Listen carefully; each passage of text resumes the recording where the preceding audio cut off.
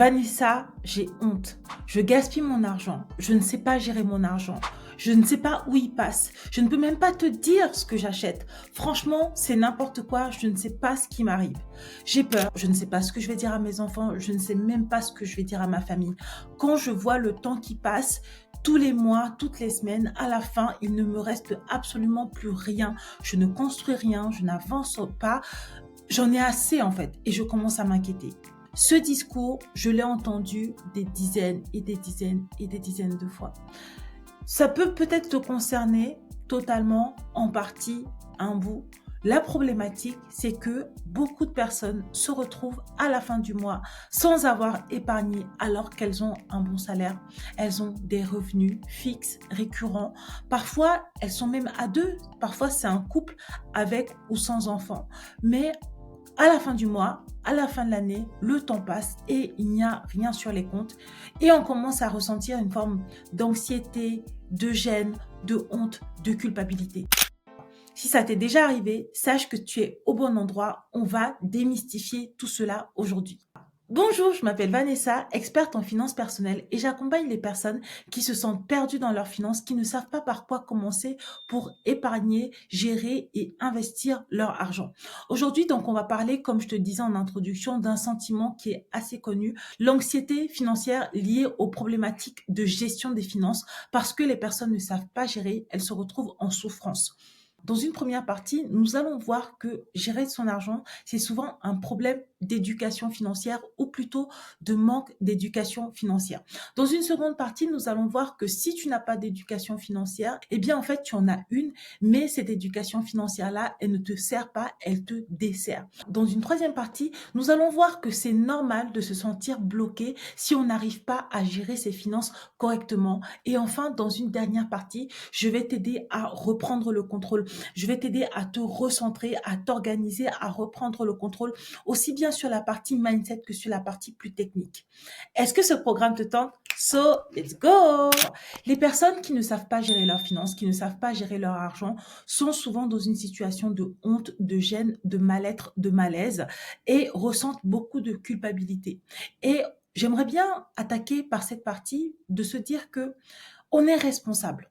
On est des adultes responsables. À partir du moment où tu as une carte bleue, tu es majeur, tu es vacciné, tu as un travail, tu as des revenus, tu te dois d'être responsable de tes actions. Mais malheureusement, bien que tu sois responsable de tes actions, il y a une partie de toi qui fait qu'en fait, ce n'est pas tellement de ta faute. La gestion financière, c'est quelque chose qui n'est pas inné, c'est quelque chose qui s'apprend. C'est une compétence que de nombreux parents transmettent à leurs enfants. Mais c'est aussi une compétence que de nombreux enfants devenus adultes n'ont pas. Donc, si tu ne sais pas comment faire, si personne ne t'a expliqué comment faire, si personne n'a pris le temps de te montrer, comment veux-tu pouvoir être un maître dans ce domaine? Comment veux-tu pouvoir gérer? En fait, je me suis rendu compte que en échangeant avec énormément de clients en coaching, il y a beaucoup de personnes qui n'ont pas eu cette opportunité-là de pouvoir discuter avec des parents, des proches, des amis de la gestion financière. Résultat, ils se retrouvent en fait avec de l'argent, avec des impulsions, des émotions, des choses à gérer et en plus, un discours de la société qui fait qu'ils vont faire comme tout le monde. Ils vont dépenser comme à la télé. Quand c'est la période hivernale, tout le monde va en vacances, bah, eux aussi ils vont partir en vacances. Quand c'est l'été, tout le monde va en vacances, bah, eux aussi ils vont partir en vacances. Quand c'est les soldes, tout le monde consomme, donc eux aussi ils vont consommer. Donc en fait, on se rend compte que tu n'as pas eu d'éducation financière, on t'a pas expliqué comment gérer, comment optimiser tes finances, mais par contre, tout le monde, tout autour de toi fait des choses. Donc, c'est normal qu'en tant qu'individu, tu as envie de rester dans le groupe, tu as envie de t'intégrer au groupe, tu as envie de participer au groupe. Tu vas faire comme le groupe et c'est là où le piège se referme. Parce que très souvent, le groupe vit au-dessus de ses moyens. Très souvent, le groupe ou les gens auxquels tu t'identifies n'ont pas le même salaire, ni les mêmes charges, ni les mêmes contraintes que toi. Et là, tu te retrouves dans une situation où tu consommes comme tout le monde, tu fais comme tout le monde, mais toi, tu ne t'en sors pas et tu culpabilises. Et toi, tu as l'impression que eux, ils font ça, ils dépensent ces montants-là, ils dépensent cet argent-là, ils font tous ces loisirs, mais en plus, ils arrivent à épargner, à investir, à gérer, à avancer, et toi non. Donc, ce que tu dois comprendre, c'est qu'il faut arrêter de culpabiliser pour des compétences que tu n'as pas. Le passé, c'est le passé. Tes parents ne t'ont pas donné cette éducation-là. La société t'a mal formé, t'a mal éduqué. Par contre, c'est de ta responsabilité de changer les choses et pour changer les choses. Mais tu ne pourras pas changer les choses si tu es dans un état mental négatif, si tu as de la culpabilité, de l'anxiété, de la tristesse, de la colère envers toi-même. Si tu as un discours intérieur qui est vraiment négatif, en colère. Non, non, non. Tu vas pouvoir commencer à changer les choses en ayant un état mental, donc un mindset positif, un mindset empli de bienveillance. Oui, par le passé, tu as mal géré. Oui, par le passé, tu as beaucoup dépensé. Oui, tu ne sais pas épargner, investir. Néanmoins, tu apprends. Tu n'es pas seul. Autour de toi, il y a des communautés, il y a des créateurs de contenu, il y a des influenceurs, il y a des coachs qui sont là pour te donner ces compétences qui te manquent, dont tu as besoin pour pouvoir t'aider aussi à mettre le pied à l'étrier, pour pouvoir décoller, aller plus loin et aller plus vite. Maintenant, j'aimerais t'expliquer que c'est normal de te sentir mal. Tout à l'heure, je te disais que te sentir mal ne va pas t'aider à avancer et à changer les choses. Néanmoins, je veux quand même que tu comprennes que quand on n'a pas l'information, quand on n'a pas l'éducation, quand on a autour de soi que des personnes qui sont ignorantes, eh bien toi, tu te sens mal et c'est normal. Si tu ne ressentais aucune culpabilité, tu ne ressentais aucune émotion négative, eh bien tu continuerais ces comportements qui sont destructeurs jusqu'à ce que la société te bloque, jusqu'à ce qu'il y ait un surendettement, jusqu'à ce qu'il y ait les huissiers, jusqu'à ce qu'il y ait un gros problème. Donc, le fait que tu puisses te sentir mal, c'est ton cerveau, ton corps qui est en train de t'envoyer des éléments d'alerte que tu dois regarder, analyser, observer, prendre en compte. Et ces éléments sont suffisamment forts pour que tu puisses réfléchir et te dire, OK, je vais changer de stratégie, je vais changer d'attitude. Pourquoi avoir honte, c'est normal? C'est normal parce que la société valorise les gens qui ont beaucoup d'argent, qui ont beaucoup d'épargne, qui arrivent à faire beaucoup de choses. Mais en même temps, la société va t'inciter à dépenser, à consommer, à tout faire pour que cet argent-là, en vrai, tu ne le gardes pas, tu ne l'épargnes pas. Donc, tu te retrouves dans une situation où tu fais tout ce que la société te dit de faire, mais en même temps, tu es sanctionné parce que tu es à découvert, il n'y a pas d'argent et tu n'achètes pas de maison, tu n'achètes pas de voiture, bref, tu n'avances pas dans ta vie. Et cette honte-là, elle paralyse. C'est pour ça que dans la première partie, je parlais directement de commencer à changer d'état mental parce que si tu restes dans l'état mental de honte, de colère et de souffrance, eh bien, c'est paralysant. Et en plus, c'est difficile d'aller demander de l'aide. On a tendance à rester dans sa bulle. Et dans ce type de situation-là, le problème s'aggrave.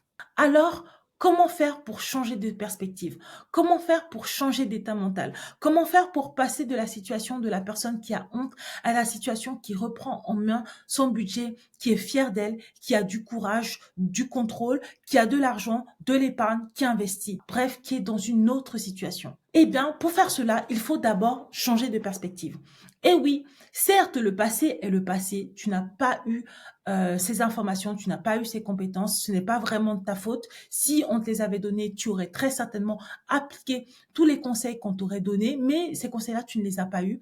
Et c'est OK, en fait. C'est d'accepter que le passé est le passé. C'est pas vraiment de ta faute, tout ce qui s'est passé. Mais maintenant, nous sommes dans le moment présent. Il faut prendre ses responsabilités. Il faut prendre la décision de changer de perspective. On prend la décision de s'engager dans une nouvelle voie. Et rien que de prendre cette décision-là, de se dire que, OK, il y a eu le passé, il y a eu les erreurs passées, mais on décide de changer de perspective, ça change tout. Parce que là, on va identifier ses priorités. Et en fait, on va commencer à chercher qu'est-ce qui est vraiment important pour nous. Pose-toi la question, qu'est-ce qui est vraiment important pour toi? Pourquoi est-ce que tu dépenses et pourquoi est-ce que tu dépenses trop? Est-ce que tu as tendance à faire des dépenses émotionnelles? Comment est composé ton entourage? Est-ce que tu as dans tes proches des gens qui dépensent beaucoup d'argent, des gens qui vont tout le temps en boîte, des gens qui boivent beaucoup d'alcool, qui font la fête, qui vont tout le temps en vacances? Oui, si tu as dans ton entourage proche ce type de personnes, eh bien, il y a de fortes chances que tu puisses consommer, vivre comme elles et donc épargne-moi. Ça ne veut pas dire ne plus voir tes proches, ça ne veut pas dire ne plus leur parler, mais ça veut dire que petit à petit, toi, tu prends la décision de te comporter différemment. Donc, tu vas communiquer autour de ça. Quand on va t'inviter en boîte de nuit, au restaurant, tu vas dire, attention, j'ai un budget. Ou alors, tu vas dire, non, je peux pas, j'ai pas l'argent, j'ai pas le budget pour ça. Une fois que tu as mis en place un écosystème favorable, tu as parlé à tes proches, tu t'es posé les bonnes questions, tu as identifié tes priorités et tu as mis en place une roadmap claire pour pouvoir avancer, là, tu vas pouvoir mettre en place des actions concrètes. Cela veut dire mettre en place une application budgétaire pour pouvoir suivre tes dépenses, consulter tes comptes tous les jours, prendre un coaching avec moi, acheter un bouquin pour pouvoir planifier tes dépenses ou gérer ton budget. Ça peut être un bouquin spécifique, hein, ça peut être un planeur, ça peut être juste un carnet de notes, ça peut même juste être sur ton téléphone. Bref, à partir du moment où tu vas commencer à mettre en place des actions concrètes, tu vas pouvoir mettre de la force à cette décision-là. Tu vas pouvoir en fait regarder, observer des résultats et avancer. À partir du moment où le mouvement est lancé, à partir du moment où tu as réuni autour de toi un écosystème qui est favorable, qui t'aide à passer à l'action, à gérer tes dépenses, tu verras petit à petit, les choses vont changer. Tu vas pouvoir enfin gérer ce budget, avoir cette épargne, économiser, investir, sécuriser et voir cet avenir comme tu as toujours voulu le voir. Je conclurai en disant que souviens-toi que ce n'est pas de ta faute si tu ne sais pas vraiment gérer ton argent ou si tu as toujours fait mal par le passé. Par contre, c'est de ta responsabilité d'apprendre et de mettre en place des actions qui vont transformer ta vie. Donc, n'hésite pas, juste après avoir regardé ou écouté cet épisode, à passer à l'action. Pour passer à l'action, tu peux déjà télécharger le guide gratuit que j'ai écrit. Il va t'aider à travailler ta relation avec l'argent, apprendre à budgétiser, épargner, puis enfin investir. Je te laisse là. Je te fais plein de bisous. Je te dis à la semaine prochaine. Prends soin de tes finances.